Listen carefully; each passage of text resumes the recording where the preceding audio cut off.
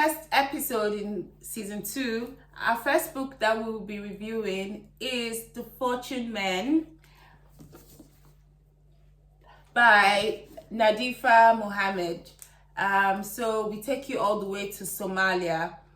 It's quite different from the other books we read, where we really dug deep into the history of the country, and we really dug into the stories inside the country, whereas this one was mostly set in the UK, and it's all about Somali migrants to the UK. So it's quite an interesting perspective, but we will still try and do a lot of updates on parts of Somali history. Yes, so before we take you there to that deep dive, we're going to just ask ourselves random questions so that you get to know us more and to loosen us up a bit as well. Yeah, it'll help right? us. Yes. So I'm going to start as the host. Okay. So I'm going to ask Ugochi 5 questions. Okay. So Ugochi, you have to be fast about this. Okay, I'll try. I'm telling her that because I'm so bad at this game and she's so much better than me. So as I'm telling her, I'm telling myself. So you have to be fast. Don't think about it. Just go for the answer. Okay. 5 questions. Favorite Nigerian dish? Okra soup.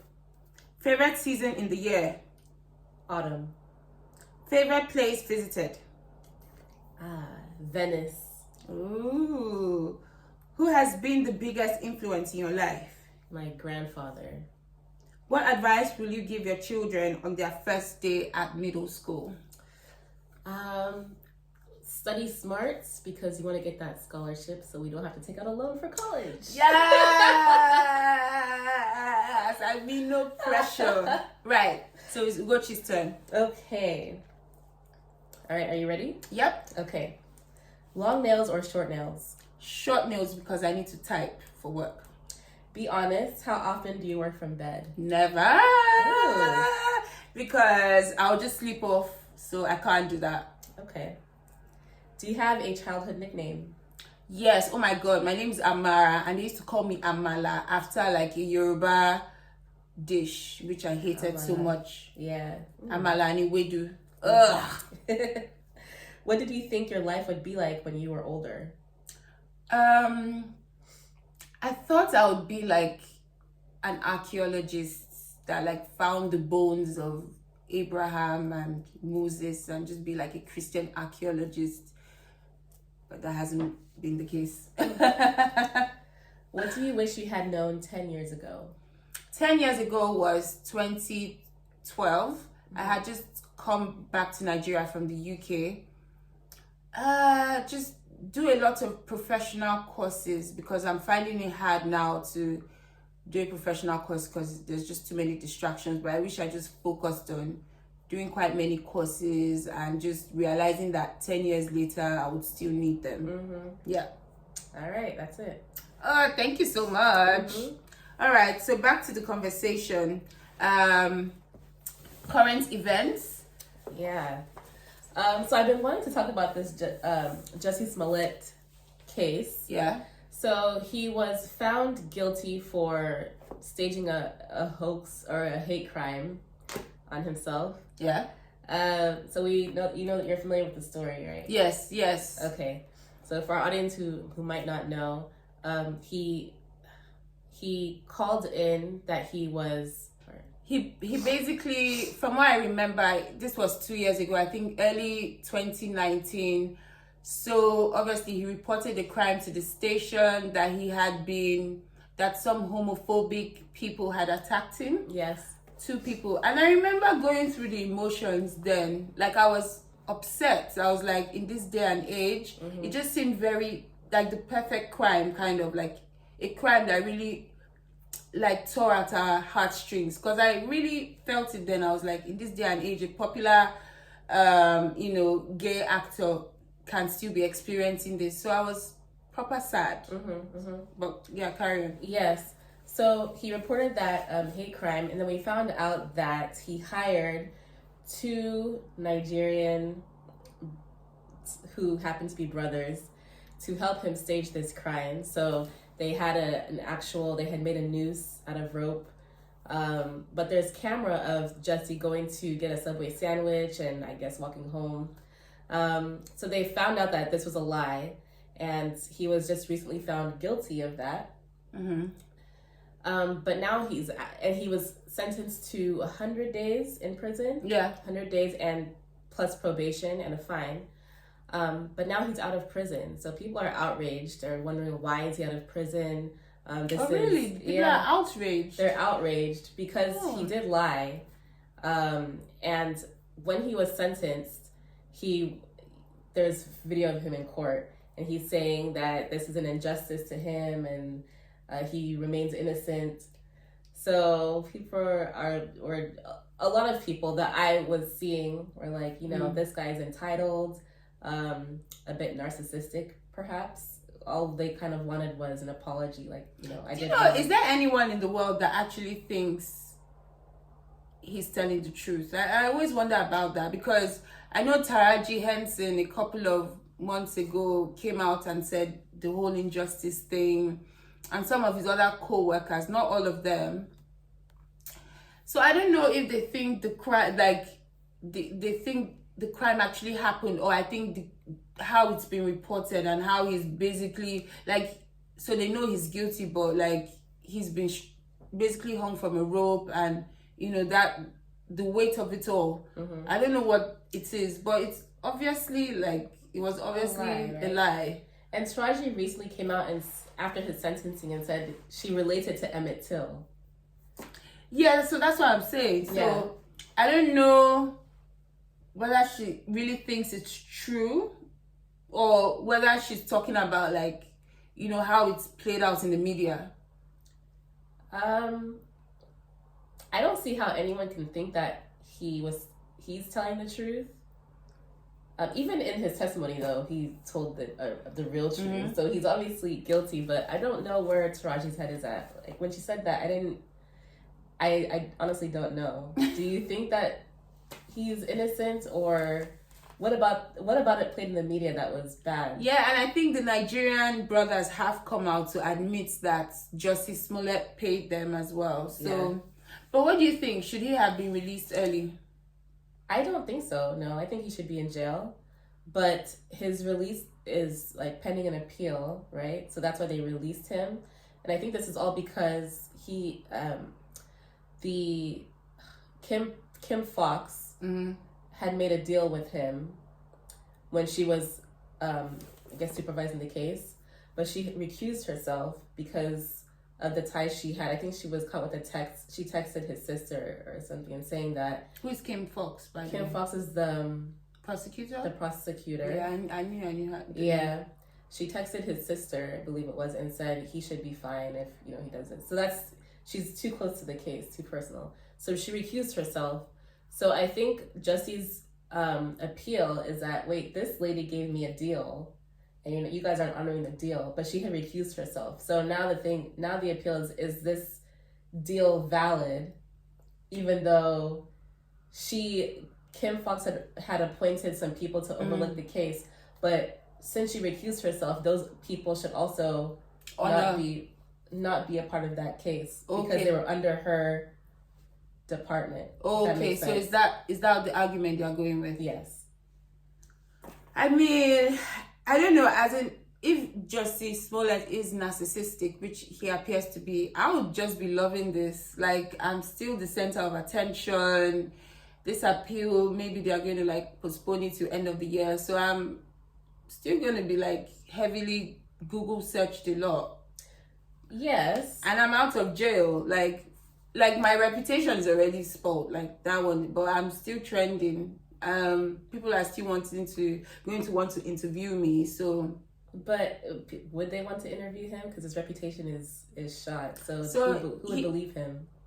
No, but people like controversy. True. People love controversy. He might not be... the Netflix drama, the Anna Delvey. Did you watch it, Anna Delvey?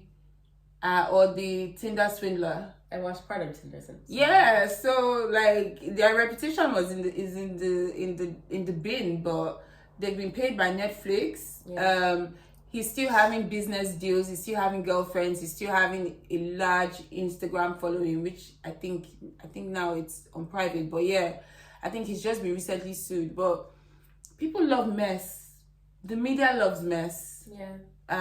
So, and nothing is bad publicity. Yeah, for someone like him. And there's a quote that says you can't shame someone with no morals. Yeah. You can't shame the shameless. Yes.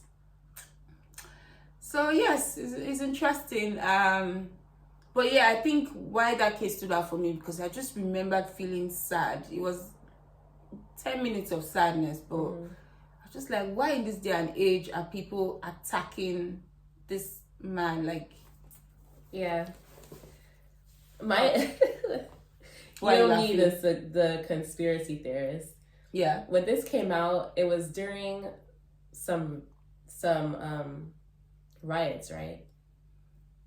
Yeah, maybe. Yeah. So when this happened, there was another one that was reported that didn't get as much publicity. But I was like, oh yes, this is yes, this is real. And then who came out? Kamala Harris and some other celebrities were coming out. Yeah, I think that's why I was like, yeah, because it got a lot of press. But I being my I think, don't trust those people. So when they were coming out saying things, I'm like, oh, this is definitely not real. No. So that's why it was perfect. And we're probably going too long with this conversation. That's why it was perfect. Like, black man, a gay black man, you know, heavily bashed, whatever. It was perfect. It was perfect publicity for whichever celebrity wanted to ride on it. Yes. So that's why, to me, it just seemed too perfect. Pulled on our heartstrings. As you said, the right celebrities came out, did their thing. Yeah. He almost got away with it. I don't know what happened. Like, the police must have a lot of, like, time on their hands, because for them to be finding CCTV of things. But I guess they were trying, because I think the whole nation, everyone was really trying to get those people. So I guess maybe that's why they dug deeper, and then they saw a lot of inconsistencies. Because everyone was just like, no, this should not happen. Yeah, during that time especially. Yeah. And now there's some anti-lynching bill that I think has just been passed, or they're about to vote on it. I'm not sure. So people are saying, is this related? Was it that he had the support of some important people to do this? I'm not the only one thinking it. I'm not the only crazy person out there. Other people are thinking conspiracy theories. But it's just a theory, something to think about. It's not, I mean, who knows, right? But at the end of the day, I think he's guilty. I think he should spend some time he's guilty in jail. He needs to feel that remorse. I don't think will he ever do psychopath? No, he's not a psychopath. Do sociopath, yeah, ever do feel remorse? Crazy. Anyway, so that's 15 minutes of current events. Back to the book. So I'm going to leave it to Ugochi, because she has a nice sultry voice. I'm going to leave it to her to kind of give a breakdown of the book we are going to review. And yeah, so hopefully, even if you didn't read the book or you didn't finish, this can kind of shed more light. Okay. So I'm probably going to leave some things out. Just come in when you can. Yeah. Okay. So the setting of this book is in 1952, and it's about a man from Somaliland. His name is Mahmood, Mattan. And he's living in Cardiff, which is Wales in the United Kingdom, and in a town called Butetown. And Butetown is near a port, a shipping port. So you have a lot of immigrants who live in Butetown because of this shipping port. Is it that a lot of these immigrants are seamen? Yes, most of them are seamen, or in a way connected to economies of the sea. Yeah. So the book starts off as with "The King is Dead." So the setting is in a man named Berlin's coffee shop. Berlin and Mahmood are close friends. And the author describes Mahmood as a confident guy who kind of does his own thing. He's a gambler. And he also has a Welsh wife with 3 boys, but who he does not live with, though, however. They had some marital issues. Marital issues because of the pressure of the racial stigma. Mixed race couples were just not it at all. I don't think it was illegal, but it was frowned on by society. Right. So it's just easier for them to stay apart. But Mahmood had a gambling problem, which we'll get into later. The story also introduces another family. They're the Vlaki family. So we have Diana Vlaki, Violet Vlaki, who are sisters, and also Gracie Vlaki, who is Diana's daughter. This is another immigrant family. Their father, they're a Jewish family. Their father came from Russia to Butte Town, and he opened up a shop. It's like a secondhand shop, and they also cash checks from in advance by these seamen who come in and so Violet Vlaki manages the shop, and the story is centered around her murder. So she was murdered, and the police believe that it's a Somali man. So after she's murdered, the police are looking for this man. They come into Mahmood's, where he lives. He's renting a room in a house where there's other immigrants. Yeah. Not all Somali, but I think they're all black. It's from somewhere. And Mahmood shrugs the questions off. He doesn't believe that. He doesn't even know about the murder, but the police already have their eyes on him to catch and convict. So after Mahmood is questioned, he goes about his life. I believe he steals. So he did steal a coat for his wife. So the police got him on that and said, we're taking you in. And he believes it's because he stole the coat. But the police are already trying to make their case about the death of Violet Vlaki. So Mahmood hires a lawyer who we should also talk about more, who tries to help him out. But Mahmood doesn't understand the severity of why he's in jail and what they're about to charge him for. And they eventually charge him for the murder, and he's dumbfounded. He doesn't understand. And he believes that the UK government is a just place with a fair justice system. So he's heavily in denial. And time goes on, and he starts to understand the severity of what's going on. His lawyer is not much. He is of help, but Mahmood doesn't answer questions the way he should be answering them because he does not. Because of his personality. Because of his personality, and because he just believes that this is bullshit. You know, I didn't do it. You're saying I did it. This is bullshit kind of thing. So he keeps being very resistant and hostile even to his lawyer. So he becomes very angry. In his jail cell, you see him. He's not eating. He's losing weight. But through the book, he starts to accept what's happening to him. So you kind of see his humanness kind of go away as he's accepting his fate. So he grows a stronger relationship, I believe, with his wife. He starts to understand maybe what he should have been doing before this all happened with his family. And he's eventually hanged for that crime. So that's, you have anything to add? Yeah, that's it. So the epilogue, obviously, this is a real true life, a semi-biography. So that means that some parts are fictionalized. But obviously after the hanging, his wife Laura, who is also a real life character, tried to fight for him to clear his name and to overturn the convicted verdict. And for years and years, she did it. A couple of mayors of the town refused it, but finally it got accepted in 1998, and they overturned his conviction and also gave them the permission to change his gravesite, so to basically transfer his body to a more suitable place, not the prison, for him to be properly buried. Around, I think in 1996, then his conviction was overturned in 1998, and the family got a lump sum of £1.4 million, and it was the first time like the British courts had ever admitted to wrongfully accusing a person.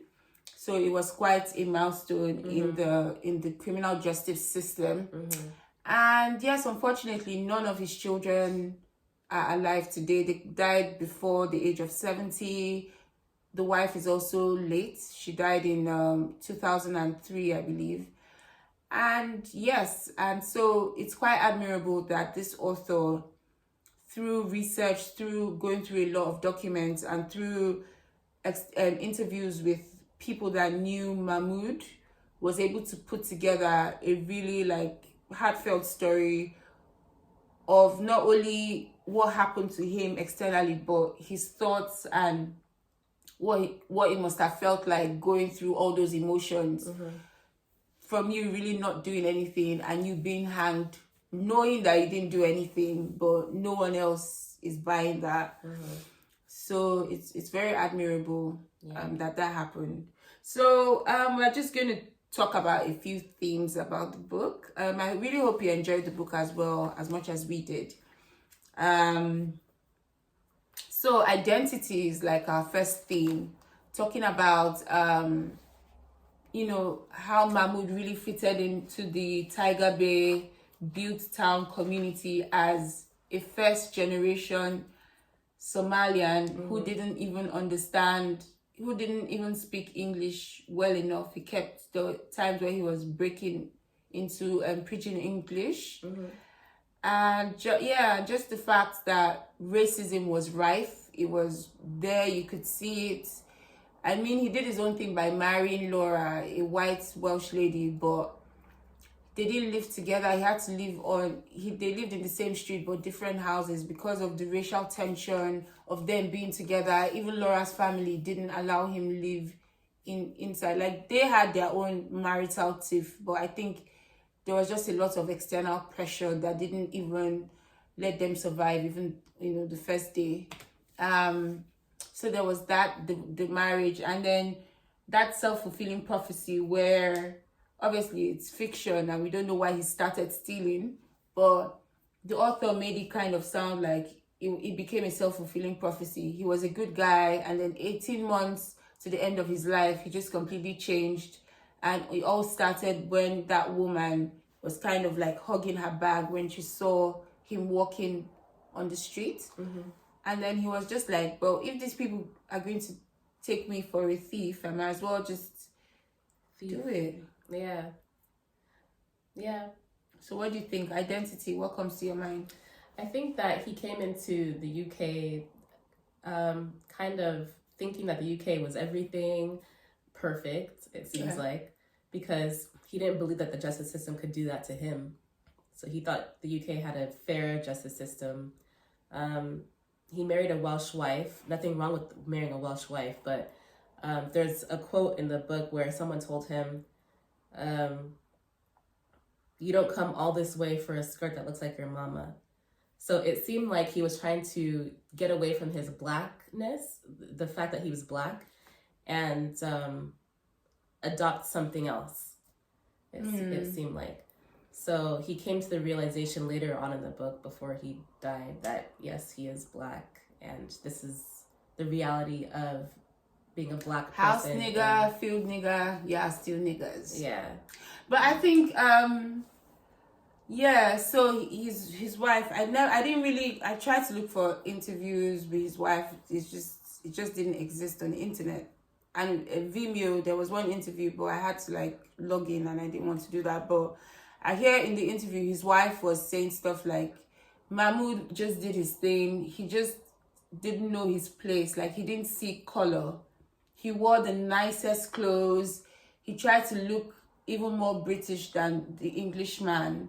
And he had nice scarves, a hat, and he just didn't know sometimes he just forgot that he was black.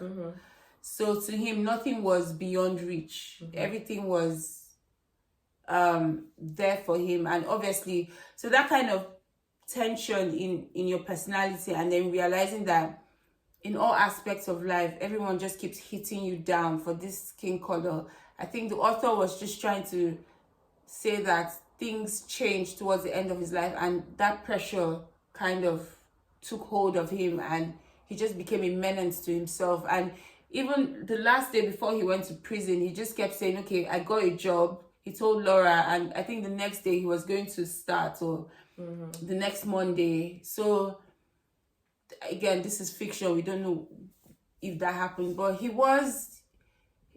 just seemed like he was a good guy, but just under a lot of societal pressure. Yeah. Why are you shaking your head on? No, I do believe that he was a good guy. Societal pressure, I don't know, because it seemed like he wasn't even in cohesiveness with his own Somali community. Yeah, that's true. So it seems like his personality was just kind of defiant. Yeah.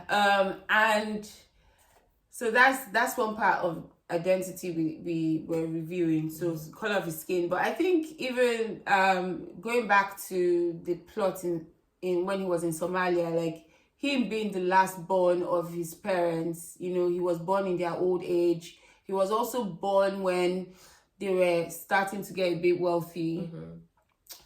So I kind of deduced that he was a bit entitled.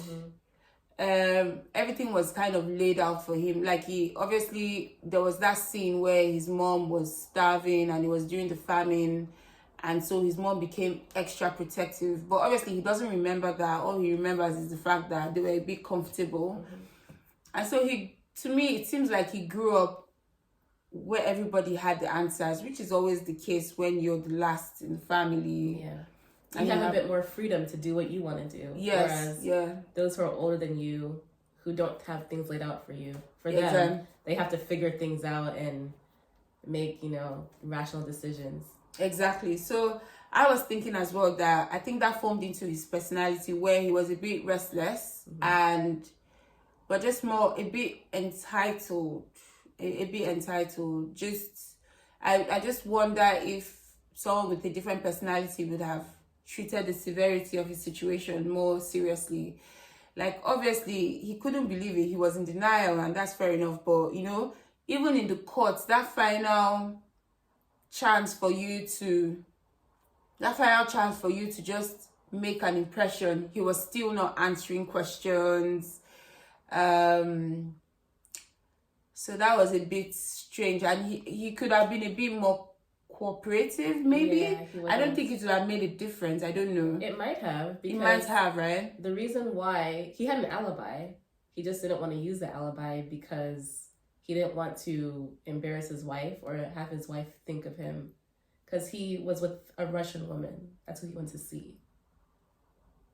Really? Yeah. When? During the time of the murder? Yeah. Oh, I didn't get that from the book. I thought he was like with the mother-in-law and stuff. No, he's with the Russian. He was with the mother-in-law earlier, but before he had gone back to his room at home, he went to see a Russian woman. I didn't even know that. Yeah, so he didn't want his wife to know that. So where was the Russian woman? He didn't bring her up. Oh, that's crazy. So to know that the severity of your case, you still don't want to bring, because that showed me how much he loves his wife. Also, she was his wife. I'm very proud, but yeah, very proud. Yeah. So he was just a bit proud, and you just wonder if someone with a different personality would have acted a bit differently. Yeah.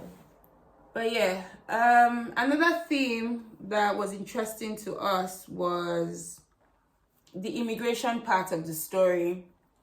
So as we said earlier, like usually when we do stories from a different country, it's more set in that country, whereas this one is the UK. So the obvious tie is immigration. Yeah. Yeah, I thought it was interesting that you have two different immigrant families that the author is describing, Mahmood and the family of the deceased, Violet. So for me, I saw, because Jewish people during that time as well were not looked favorably upon. Although for Black people, it's easier to spot, a Black person and say, oh, you're very different, versus a Jewish person and say you're very different. But the Vlaki father came in and kind of integrated in society by opening his shop.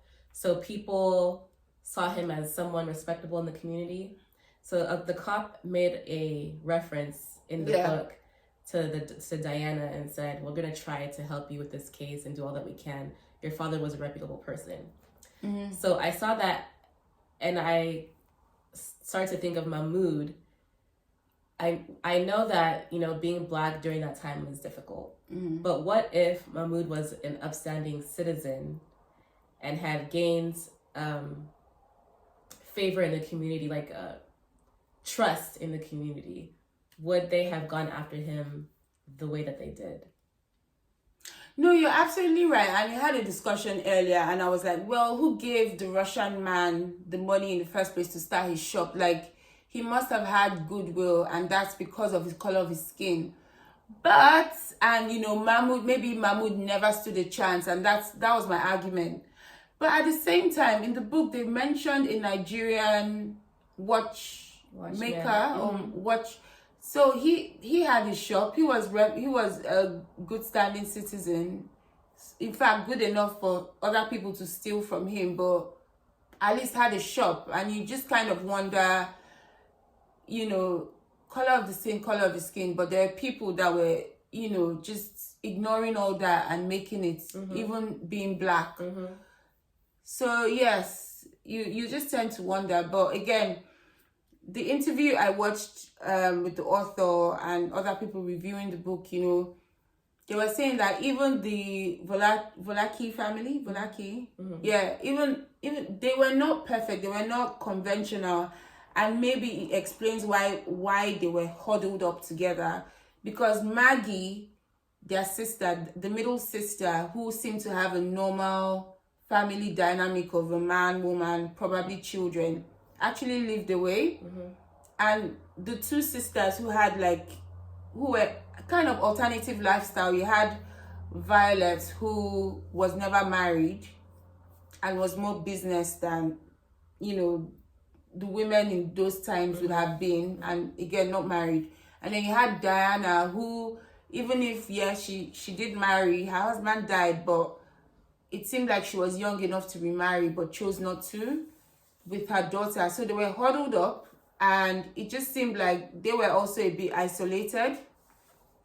There's a nice scene where Diana is just looking out into the streets and seeing the parade, and it just seemed that she was a bit of an outsider.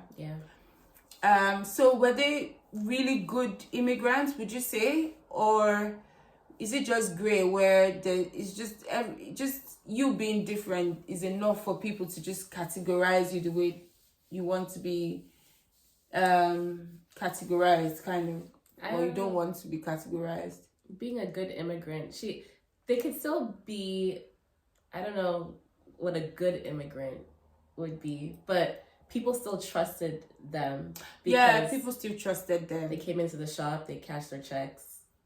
They opened the shop late for some people who were straddlers who came in late. So everyone knew them as trustworthy people. More, let's just use the word more, comparatively. In comparison, too. Because I still see them, or they were still viewed as outsiders in the way the author describes certain parts of their character and certain plots as well. And then, yes, I guess it's just that idea of what is how is a good immigrant expected to behave? Is it more like the Volaki family, but just man, woman, just be white, and you're okay? No, I think that it's important to establish some type of, or to portray something that would make others trust you who don't know you. I was gonna say that, like, you've said that a couple of times, that as an immigrant alone coming into a new place, you're obviously distrusted, not liked, everybody's suspicious because they don't know you. They don't know you. So the best way for them to know you or to open up to you is to show that you're trying to accept them and trying to assimilate their culture, rather than you're different. You now become even more different, or even stark different, and that's what they're afraid of. And that's what, you don't like what you don't know or you're not used to. That's human nature. Ooh, said jinx. So I guess there's that as well. And Mahmood, that's what, but Mahmood was assimilating. He was being British, he's dressing. But to who? I don't know. The way the author described it, it seemed like he was almost like the Volaki family. He worked as a seaman. He was well traveled, so he was exposed enough to have conversations with the right people. But society broke him down. But those people, the seamen, are off. Like they're not living in his community to help him. So he's trusted in his job, which is good. So if anything happens, they're not going to go and suspect him because they know him. Yeah. But in his community where he's living, yes, you're right. Even the argument, he fought with the Somalis, he fought with the people from the Yemeni people as well. So it's that thing where you can see the societal pressure as well on him, but there was something belligerent about his character that didn't help him. Yes. Yeah. So the third theme was obviously the elephant in the room, which is the fact that he was executed for a crime he did not commit. Right from when he was arrested to when he was put to death, he just kept screaming for the fact that he's innocent. His wife knew that. Belly knew that. Any average person that just even ran through, facts and documents of this case would probably draw the same conclusions. So what do you think about that?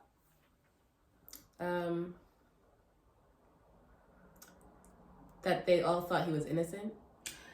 Killed by injustice. Okay, that was what was written on his gravestone. Yeah. It's really sad. It is really sad. I think why I wrote that as a theme is because it must have been suffocating for him. Like, you're arrested, okay, fine. He's gotten arrested in the past. All the police officers knew his name. So he didn't take it seriously. He thought it was a stolen coat. That's why he got arrested. And then it just got progressively worse. He stayed in jail for a couple of weeks, and then he was finally tried. And guilty, death by hanging. And he was like, I don't know what's going on here. Again, that not entitlement, but that bit of, I can't get out of this. Everyone has laid solutions for me in the past. He kept saying that, like, friends with the doctor, everything. And it just got progressively worse where, the doctor kept seeing him to check his weight to see whether the rope would be strong enough.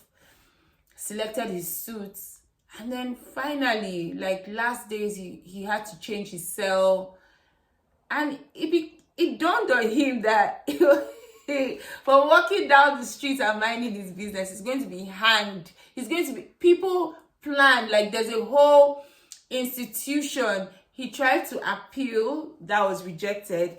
He tried to get a royal pardon, that was stopped as well. So it must be suffocating that you're the only person screaming from your lungs, doing everything you can, and nobody believes you, and finally you are hanged. Like, I think the way the author kind of went through it was really great, because even when they were putting the white cloth, I was like, it's a lie, there's going to be a different outcome. The reason why I paused is because, yeah, it's sad, but the whole time I was saying, why didn't you just tell the truth? Why didn't you answer questions? Why did you have to not be close to your Somali people? Like, Yeah. those are the questions. And so I think I was more frustrated at that than him. I accepted that he was going to die because he didn't do those things. So I was more Would mad it at him. really have made a difference? I think Would it really have made a difference? It might not have made a difference, but it would make a difference in the way I felt about. Oh, because a lot of the reviews I read after I read the book were like, I mean, his lawyer did say he was half savage, half human, half savage, or something like that. Yeah. I mean, by the time you describe someone like that in court, you're basically putting a whole fat wedge between you, him, and everyone else, because you're not seeing him as human. So you're not seeing him as someone that could be your brother, your sister, your father. You're basically trying an animal and trying to decide whether he's animal enough. Like, I was like, could you have found a different wording to express whatever point you're trying to get at? That was harsh. But was it a last-ditch attempt because the evidence was, not evidence, but all the testimonies was really bad? I think a lot of the reviews I read after I really honed in on that half savage, half human, the truth of the matter is that was the time then. He had used it I think he had used it in a previous case for another Somali guy. I'm not sure if the guy got off, I'm not sure. But the truth of the fact that he's just playing to what the society, it was acceptable to say at that time. I mean, everybody can say, oh, but yeah, all that's in retrospect. The truth of the person that really hanged him was the policeman who kept changing, who altered a lot of evidence and tampered with a lot of witness testimonies. I mean, Diana and her daughter said, this is not the man. The man we saw had mustache. The man we saw had this. This is not the guy. You know, Harold Cover kept going back and forth because they paid him and stuff. Then that other weird lady, Mrs. May. Yeah, yes, who also had a shop, right? Yeah, who had a shop and was trying to get Laura's mother to share the reward with her. So those are the people that really messed it up for him. Yeah. I hear Harold Cover was 10 years down the line, he was arrested for slitting his daughter's throat. Yeah. You know, so I don't know, it was just bizarre.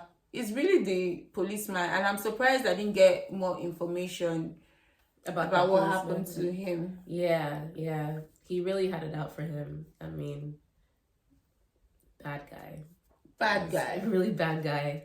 Bad guy. Were you going to say something else about the lawyer? The lawyer, yeah. So initially I was upset with the lawyer. It's like, you're not trying hard enough. But then I had to realize, like, Mahmood didn't give much for him to work with because he lied initially. He kept lying. Why did he keep... Okay, you told me because he was the Russian lady, but yeah, he just kept lying. Like, I didn't even know he stopped at his mother-in-law's house. He kept lying about the times. Yeah, he kept lying. So the lawyer didn't have trust in him. So it's like the lawyer was kind of trying to make a case out of thin air and trying to make things stick. Yeah. And so I couldn't be that upset. The savage part, that wasn't cool, but I was really upset with the lawyer initially, but then I kind of understood the lawyer's frustration towards the end. Yeah. Okay, so another interesting thing about this book is that even if it wasn't set in Somalia, it had quite a lot of like significant Somalian events around that time that we had to do a lot of research on to just find out more what was going on, kind of set the scene, you know, what Mahmood was escaping from and what he was kind of heading to in terms of England. So we're going to just delve through, like, just quickly certain topics we found very interesting that can kind of give a better explanation of the time period. So the first was the Dervish Wars. That was mentioned because I think Mahmood was just born sometime after that. So the Dervish Wars took place in the very early 1900s. I think it started in 1899. Their leader was a guy called Said, and his followers were called the Dervish people. He recruited people from all over Somalia, and it was usually the youth, basically fighting the British resistance, basically just fighting the British occupation of their land, and it just took a different turn where it just became like a guerrilla fight. And they had some successes. So around like the 1900s to like maybe very early, like 1915. So at that point, obviously the British attention was drawn towards the First World War. So they kind of let them do their thing, still a lot of fighting, but I think the British kind of relocated to the coastal areas. And then in 1920, the British just had enough. So they kind of just had like an enormous attack, and that kind of destroyed ended the Dervish War. And then finally the leader died of influenza or malaria in 1920, and that like ended things. So the British carried on with their rule of the part of Somaliland they occupied. So that's about the Dervish War. So the character, the Haji, which was mentioned in this book, was, I think he was kind of revive what was going on in the Dervish Wars. But obviously that didn't last long because again the British people were like, what's this rubbish? And they just ended it like, go away. Like the way they described the British forces, like they were swatting away flies, like okay, you've had your 15 minutes of fame, now let's swat you away. Yeah. So that's what the Haji character kind of related to, and when they described the Dervish War, so that had just taken place. Another fact about the Dervish War is that it was quite severe. It lasted for such a long time. I think about 20 years. It was one of the like severe resistance during the colonial empire of the British in Africa, and it wiped out like a third of the British Somaliland population and obviously killed their economy. So and obviously they were going through famine because of years of drought, and that's the period to which Mahmood was born. Yeah. Do you say why the Dervish War started, or what was the aim? Just into resistance of the British. Was there something else? I think I read that they aim to restore the Islamic system of government. Yeah, that as well. Yeah, that was important as well. Yeah. So the other important part was obviously the fascination with the fact there was Italian Somaliland and British Somaliland. So we also did a deep dive to kind of the creation of Somalia. We're obviously fascinated with the way Somalia was formed after, the book kept mentioning British Somaliland, Italian Somaliland. So how the British Somaliland was formed was basically the British had earlier on in the 1800s, they had occupied Egypt and they had colonized Egypt. So obviously all the powers under Egypt just indirectly went to them, and that's how they like encroached on Somaliland in the first place. But the Italians, because of Mussolini and the fascist movement and the fact that he wanted more colonies in Africa and he was forming the Empire of East Africa, occupied the coastal areas of Somalia. The French people also had their little bit, which is to this day known as Djibouti. Yeah. I say Djibouti, but But no, I think it's the way I learned it in school. The way I remember no, it. the one I learned, I think it's Nigeria. I don't know, but it's Djibouti. Anyway, so they occupied a small area, which is today known as that country, and yes, and it was called French Somaliland. So you have these three forces. Then there was Ethiopia coming in from like the landlocked area of the west to control Ogden. But I think now to this day Ogden is part of Ethiopia, I think. So it's only British Somaliland to the northwest, Puntland, yes, Portland, Puntland or Puntland to the northeast, and then the coastal areas, which is along the east and the southern part, is Italian Somaliland, which today is known as Somalia. So that was going on in around like the 1920s and 30s. So you had French, Italian, and British, and then it's the Italian forces again. Mussolini trying to control, get more territories in East Africa, decided to invade the British parts, and for a while they took over the British Somaliland. But obviously, because of the Second World War and how it was playing out, as you know, Mussolini was more with the Nazis. Their attention was more focused there. So when the British attacked to claim that back their land, they kind of just succumbed and were pushed back to Italian Somaliland. And then so the two forces were Italian and British Somaliland.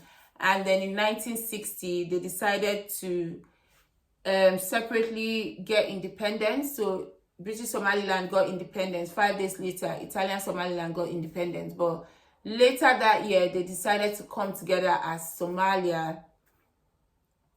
However, more wars broke out in the 80s, and then in 1991, British Somaliland, which is today is known as Somaliland, decided that they've had it. So from 1991 to date, they are quite independent. They have their own currency, their own governments. They are quite independent. It's just that they've not been internationally recognized as a separate country. Even if they run, like I think you need visas to go in there.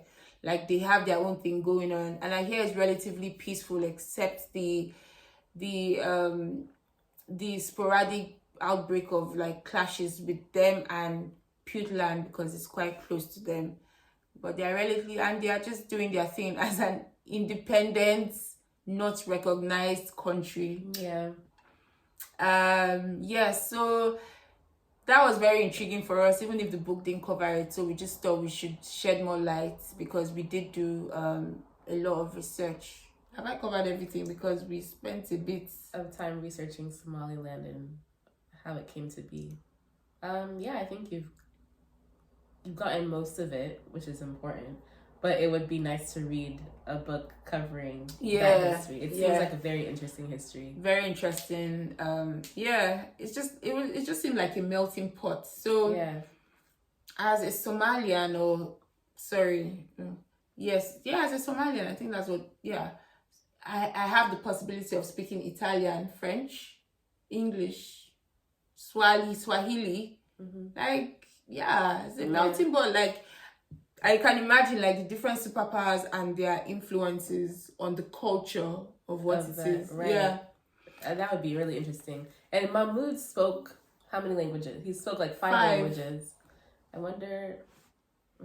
Yeah, that could be why. I think the average Somalian probably speaks more than 2 languages. Definitely, yeah. Yeah. So that's interesting. Yeah. So what was the third intrigue for us? The third intrigue was something that they mentioned in the book. So Berlin was telling a story of how he, I guess, basically came to the West. Berlin is from Somaliland, and he was recruited to get on a ship or boat and go to the UK under the guise of, they will feed us and take care of us. So a lot of Somaliland people went on this ship to the UK, and the book describes that when the ship doors opened, there's a cameraman taking pictures. He's like, oh wow, this is great, this is cool. But then he found out later on why he was there. They had brought them over to kind of display them because they looked so different from the white people. So they were put on display, they were kind of showcased. Yeah, kind of showcased, kind of like, you know, immense experiences. That was called, like an immersive experience. So I think this stood out for me in the book because obviously I work in the charity sector. Yeah. And a lot of NGOs have come under fire for creating that immersive experience. So what it is that they have it's very weird. So sometimes they have a bus, or sometimes they have like a space in a mall where they create what like an African child goes through. Yeah. So the wall, there's a lot of like African print material everywhere, and there's like a mat, and it's just crazy. Like maybe one stringy light, and they want people to come in and see what like the African child goes through. So I was part of the people that were like, this is just not right or cool. Yeah.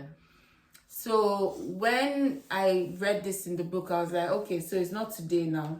Mm-hmm.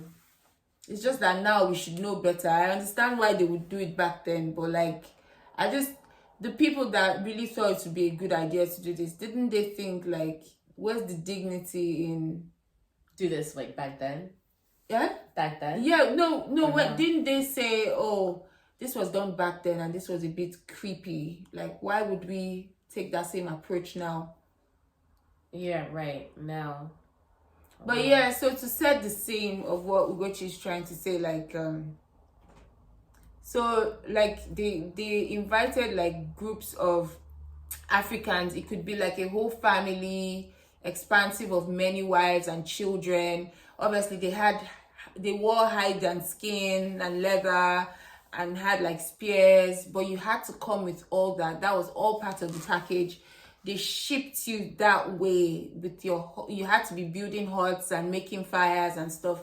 They shipped you that way all the way to a museum-like place, and put you on display where people paid money to come and watch you. I don't know if you know the story of Hottentot Venus, but something like that, but just more theatrical, because you're meant to act normal as an African. You act normal, you cook, but people are watching you and laughing and poking you to see if, like, as the book says, see if the black rubs off. Yeah. And laughing, and then it's a tour, so you're put in a place, you pack up, you get paid, or your organizers get paid, and they go to another town.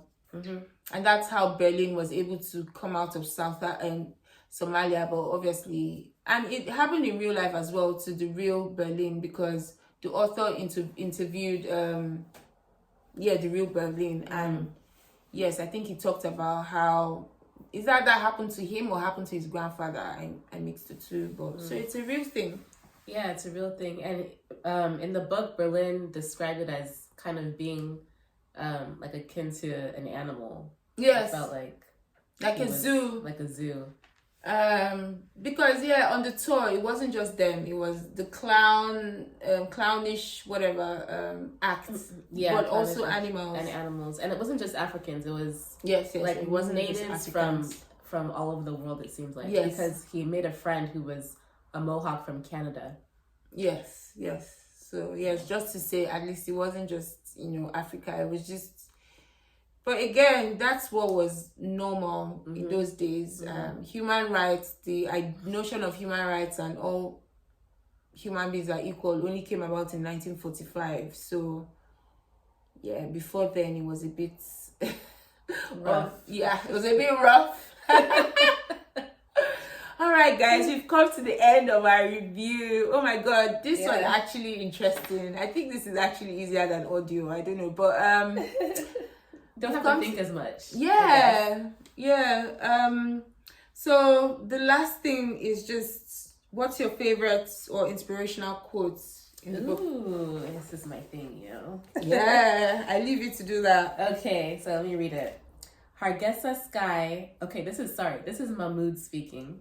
And this is when he was in jail, just kind of reflecting of everything. Hargeisa's sky reminded him of God, while Cardiff sky suffocated his faith and separated him from God. So I thought that was interesting because it felt like maybe his whole life he's kind of running away from his land, Somaliland, in search for greener pastures. But it was towards the end of his life where he realized that home is where the heart is. Home is where the heart, at least you won't be publicly executed. You wouldn't be publicly, you wouldn't be judged for your skin color because everyone kind of looks like you. Just different experience. And then at that point, I started to ask, why did you leave? Why are you in the UK? You know, I think someone asked that question in one of the interviews. Mm-hmm. Why did he leave? Or why do immigrants leave to come to the UK? Some question like that. Yeah. Or the author. Yeah. She really had a clap back. So the guy was like, if you guys are complaining about the injustice of the UK system, why are you guys in the UK? Why come to the UK? And the author was just ready, like completely composed. Nadifa just gave him a really good answer.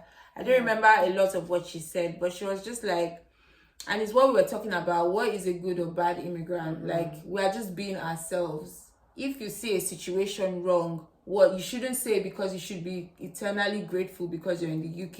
Right. You speak up and you own it, you know, based on your own principles as well. Not because, you're born to hate the UK because no, but based on your own principle. And she gave an example that she's always been against the death penalty, and it's good it's been banned in the UK. But also when she went back to Somalia, she just found out recently in Somalia that has been reinstated, the death penalty. And of course, she's also against it. So it's not just the UK that has its issues. It's just about standing up to your principles and realizing you're more than just a grateful immigrant. Right. That's important. Because if you keep walking around like that, I'm a grateful immigrant, you know, that's kind of going to minimize how people see you. People are going to continue to look down on you even more so, right? You lose your pride. And not even that. What is a grateful immigrant? We're all immigrants in a way. The whole of the US is just immigrant populations that have come in at different times. Mm-hmm. So just for people to realize that.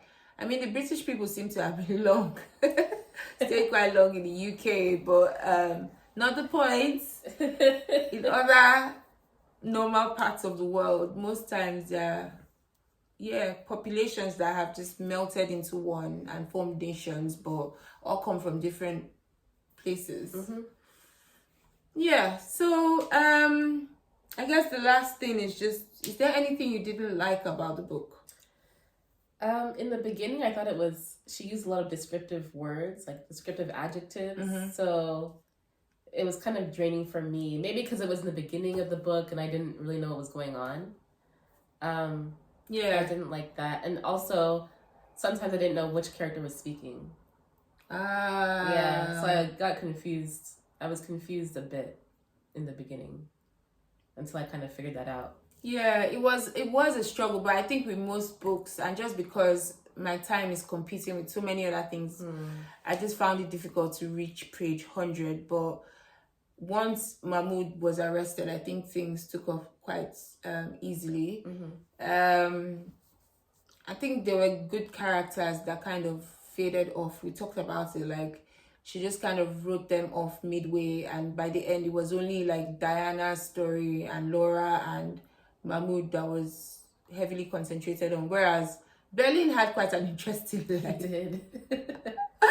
And other characters. It would have been good to hear about Maggie, the other sister, and what she thought about everything, but she seemed quite distant. And then also Diana, what she thought about the execution right to the end. But I think maybe the author was trying to be respectful of what they've asked her to write in the story and what they've kind of requested for her to leave out, so that it's just fair to everybody. And as somebody said in a review, the question of this book is not about whether you like it or not, or whether it's high quality or low quality.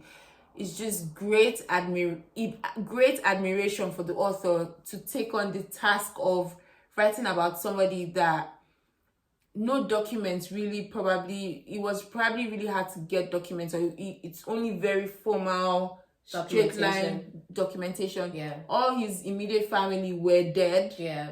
You know, and to take on that task of really just not only writing about the story, but writing his thoughts, what he must have gone through, and making his character really come out live. Yeah, given what she had. Yeah. To write the story, so she did a good job with that. So she did a really good job.